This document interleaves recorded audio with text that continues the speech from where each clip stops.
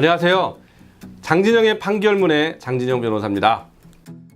오늘은 지난번 동영상에서 예고를 해드린 바와 같이 어떻게 하면 국가고시를 빨리 붙을 수 있나, 그 비법을 제가 공개하도록 하겠습니다. 뭐 공부에 왕도가 없고 비법이 없다 말도 있지만 저는 비법이 있다고 생각합니다. 제가 생각하는 국가고시 합격의 비법은 세 가지입니다. 첫째, 자신감. 둘째, 시간을 관리하라. 셋째, 쉬지 않고 공부하라. 첫째, 자신감을 가져라. 제가 사법시험을 준비한다고 해서 그때는 이제 신림동, 지금은 노량진에 많이 있지만 이제 신림동에 고시촌이 있던 때인데요. 독서실에 자리를 구하러 다니는데 독서실마다 꽉꽉 차서 자리가 없다는 거예요. 문간 자리밖에 없다 뭐 이런 데가 많아서 실제로 들어가 봤어요. 들어가 보니까 아무도 없는 거예요. 책만 다 앉아서 공부하고 사람은 앉아있는 사람들이 잘 눈에 보이지 않았어요. 제가 그걸 보고 자신감을 가졌습니다. 야, 사법시험을 공부하는 사람들이 이 정도라면 내가 해볼 만하겠다. 그런 자신감을 가지고 했던 기억이 납니다. 그 독서실에 있는 사람들이 다 어디 갔느냐? 나중에 제가 지내면서 보니까 PC방에 가 있고, 또 뭐 만화방에 가 있고, 또 뭐 어디 운동하고 있고, 그렇게 시간을 제대로 활용하지 못하는 사람들이 참 많아서 제가 시험을 다 끝내놓고 나서 생각을 해보니까 실제로 시험 커트라인에 근접하는 실력을 가진 그 정도로 준비를 하는 수험생은 2대1 정도, 그러니까 합격자 수의 한 2배, 그 정도다라고 제가 주변에 있는 사람들하고 다 얘기를 해보니까 거기에 결론이 이르게 됐습니다. 그러니까 뭐 30대 1짜리 시험이든 50대 1짜리 시험이든 저는 다 마찬가지라고 생각합니다. 결국은 2대1의 싸움이다.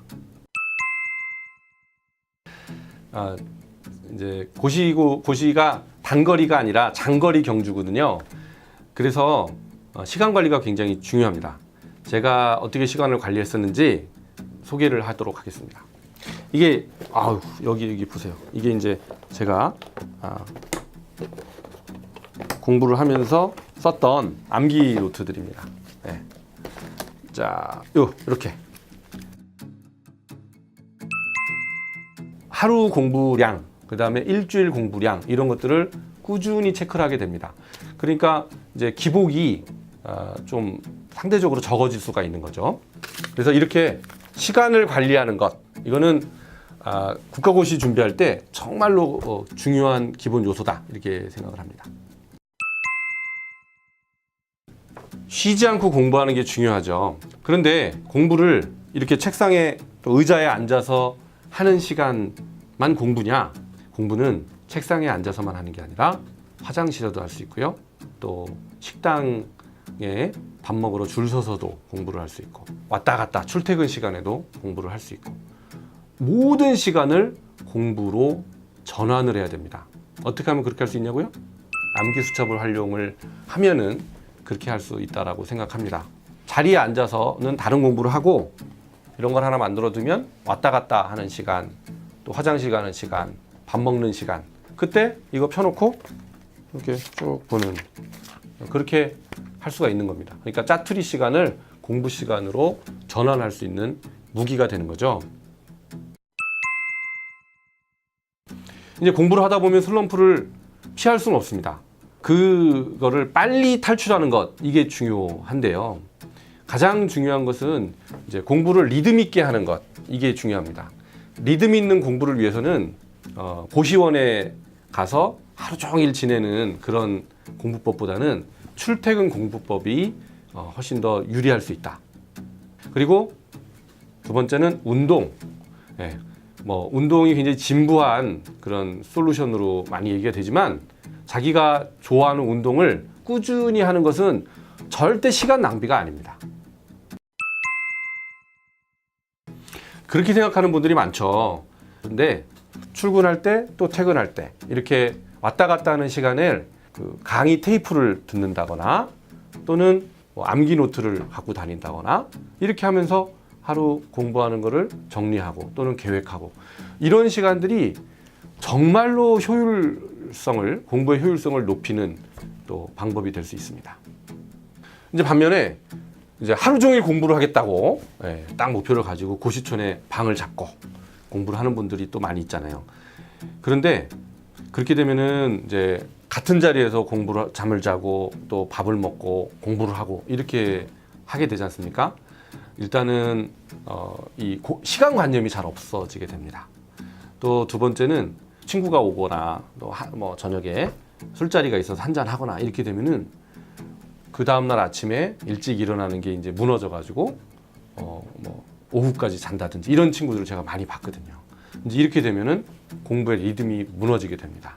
그래서 고시촌에서만 있는 것보다는 약간 거리를 둔 곳에 숙소를 잡는 게 값도 쌉니다. 비용도 싸고 이런 또 실질적인 이득도 된다. 이렇게 말씀드릴 수 있습니다.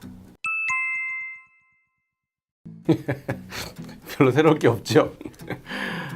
제가 이 노트를 암기 노트, 시간 관리 노트를 지금 다시 한번 보니까 뭐 하루에 공부 시간이 15시간인 적도 있었고요. 제가 어떻게 이렇게 살았었을까 싶은 생각이 듭니다. 그런 날도 있었지만 또 어떤 날은 공부가 통 안 된다. 그냥 버티는 하루였다. 12시까지 버티기만 성공했다. 이런 날도 있었습니다. 이렇게 힘든 기간을 저는 딱 시간을 정해놓고 했기 때문에 버틸 수 있었던 것 같습니다. 저는 가족들한테 4년만 하겠다 이렇게 선언을 하고 그 기간 내에 끝내도록 하기 위해서 정말로 노력을 다 했던 것 같습니다. 계속 한다 그러면 저는 못했을 것 같아요. 그래서 시간을 딱 정해놓고 하는 것이 아마도 도움이 될 수 있을 것 같다는 생각이 듭니다. 그리고 하다 보면 또 슬럼프가 오고 자신감이 잃어지고 이럴 때가 옵니다. 저도 그랬죠. 근데 그때 이겨낼 수 있었던 비결이 하나가 남들도 나랑 다르지 않다. 나같이 똑같이 힘들다. 이런 생각을 하면서 버텼던 것 같고요. 또 제가 이것을 해내야 되는 이유를 자꾸 생각을 했던 것 같습니다. 그때 제가 목표 중에 하나가 뭐였냐면 제 첫 딸이 있었는데 아기였죠. 그 아기가 6살에 유치원에 들어갈 때 아빠의 직업란에 무직이라고 쓰지 않게 해달라. 이게 제 목표 중에 하나였습니다. 그 목표가 나중에는 이루어졌는데 딱 6살 때 제가 붙었거든요. 그래서 그런 해야 되는 이유를 자꾸 생각하고 남들도 나랑 다르지 않고 똑같이 힘들다 라고 버텼던 것, 이것이 힘든 기간을 이겨낼 수 있었던 그런 제 나름대로의 비결이 아니었나 그런 생각이 듭니다. 여러분도 다 힘듭니다. 근데 그 힘든 기간을 가능한 한 줄이고 밀도 있게 집중하는 것, 그래서 빨리 헤쳐버리는 것, 그런 수험 생활이 되시기를 바라겠습니다. 힘내십시오. 네, 오늘 제 고시 공부 경험을 말씀을 드렸는데 여러분들께 좀 도움이 되시고 힘이 됐는지 모르겠습니다.